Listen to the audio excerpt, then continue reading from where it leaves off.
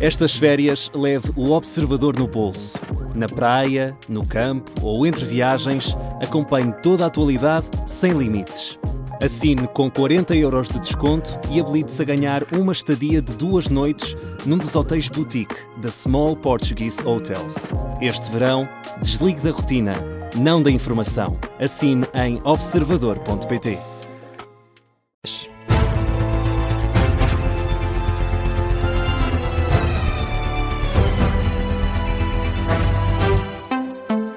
Começa agora o Jornal da Meia-Noite, edição da jornalista Laura Figueiredo.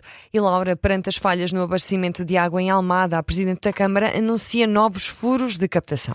Inês de Medeiros garante que a resposta à grave crise de abastecimento de água no concelho não começou a ser dada esta semana. Em entrevista à SIC Notícias, a autarca revela que o município já tem um novo furo de captação de água em funcionamento e outros prestes a funcionar. Nós vamos acabar este período muito difícil, e isso eu depois também quero falar sobre isso, com 4 novos furos, sendo que um já está em funcionamento, o outro vai entrar em funcionamento agora, e os 2 novos, em função daquilo que tem sido o aumento das necessidades, foram já pensados e que também vão entrar agora para a licenciamento. Quanto às acusações de Hugo Soares, líder da bancada parlamentar do PSD, que acusou a Câmara de Almada de falta de investimento na rede de abastecimento de água, a autarca Inês de Medeiros lembra as coligações com os social-democratas e reparte as culpas. Os meus 2 primeiros mandatos foram em coligação com o PSD e que no primeiro mandato a direção executiva dos SEMAS estava com o PSD e no segundo mandato o vogal da administração era do PSD. E, portanto, se houver erros de gestão ou de falta de previsibilidade, eu lamento, mas, obviamente, as culpas são repartidas. Portanto, isso é falicioso, eu lamento dizer, mas as declarações do Sr. líder parlamentar que diz é absolutamente verdade, eu posso garantir que é absolutamente mentira. A Presidente da Câmara de Almada, Inês de Medeiros, em entrevista à SIC Notícias, desde as 10 da noite, 6 localidades do concelho de Almada estão sem abastecimento de água. As zonas afetadas são a Trafaria, Raposeira, Corvina, Fonte Santa, Banática e Porto Brandão. Tal como aconteceu ontem, a interrupção deverá prolongar-se até às 6 da manhã. E o CDS pede uma investigação do Ministério Público ao negócio da nova sede do Banco de Portugal. O líder parlamentar do partido, Paulo Núncio, acusa Mário Centeno de conluio com o grupo Fidelidade. Diz que o excedente de 2019, na altura em que Mário Centeno era Ministro das Finanças, só foi conseguido com a venda dos terrenos da antiga Feira Popular em Entrecampos ao grupo Fidelidade. Uma parcela desses terrenos que foi comprada por Mário Centeno, governador do Banco Central, para construir a nova sede.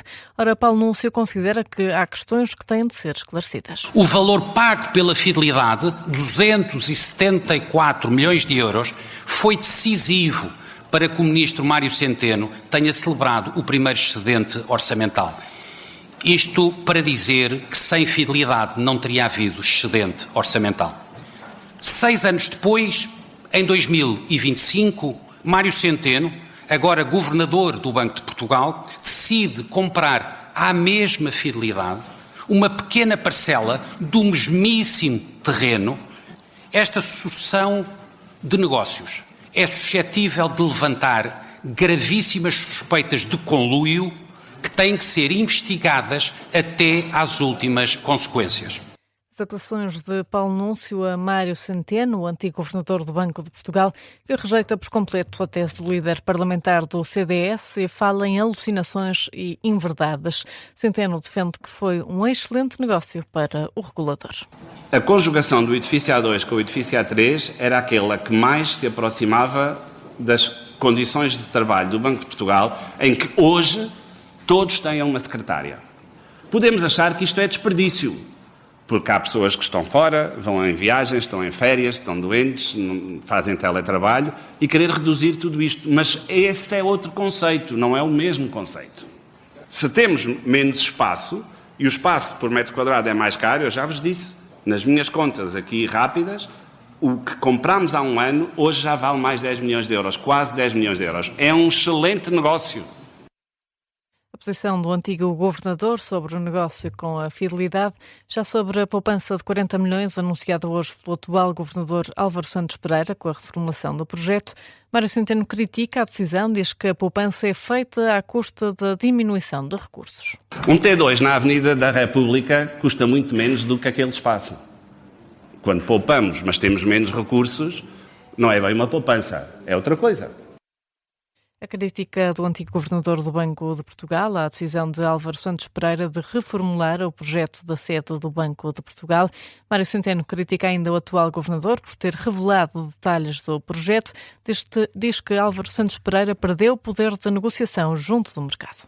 E o secretário-geral do PS defende que as regras do novo regime de arrendamento urbano aprovadas pelo governo visam facilitar os despejos. Medidas aprovadas hoje em Conselho de Ministros, as novas regras permitem os despejos por rendas em atraso ao fim de 2 meses de incumprimento, em vez dos 3 meses exigidos atualmente. O líder socialista diz que é necessário cuidar das populações mais idosas e frágeis. José Luís Carneiro defende que estas pessoas não podem e não devem ser confrontadas com alterações estruturais que coloquem em causa o mínimo de dignidade com que as pessoas devem viver.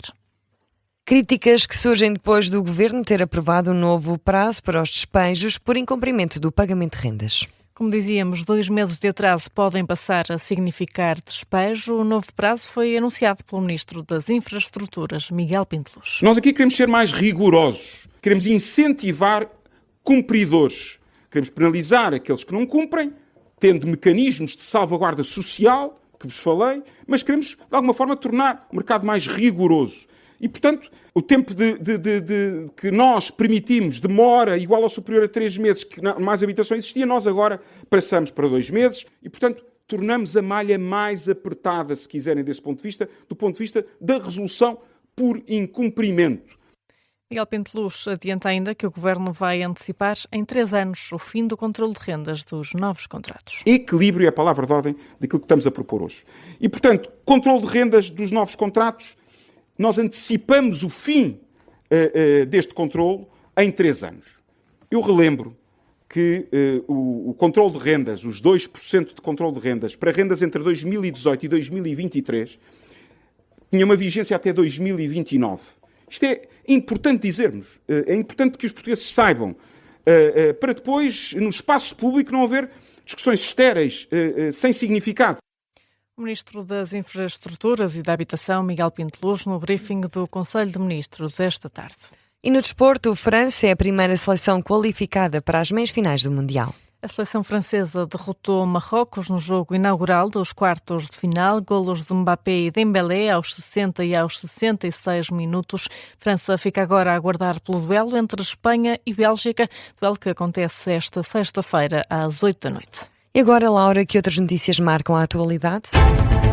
Os Estados Unidos garantem estar comprometidos com a paz no Irão e asseguram que as negociações técnicas vão continuar. É o que confirma uma fonte norte-americana à CNN, dias depois de Donald Trump ter dito que o cessar-fogo tinha chegado ao fim. A mesma fonte considera que os ataques a navios atribuídos ao Irão e a não reabertura completa do Estreito de Hormuz são inaceitáveis. Uma estação militar iraniana perto da central nuclear de Bushehr foi atacada.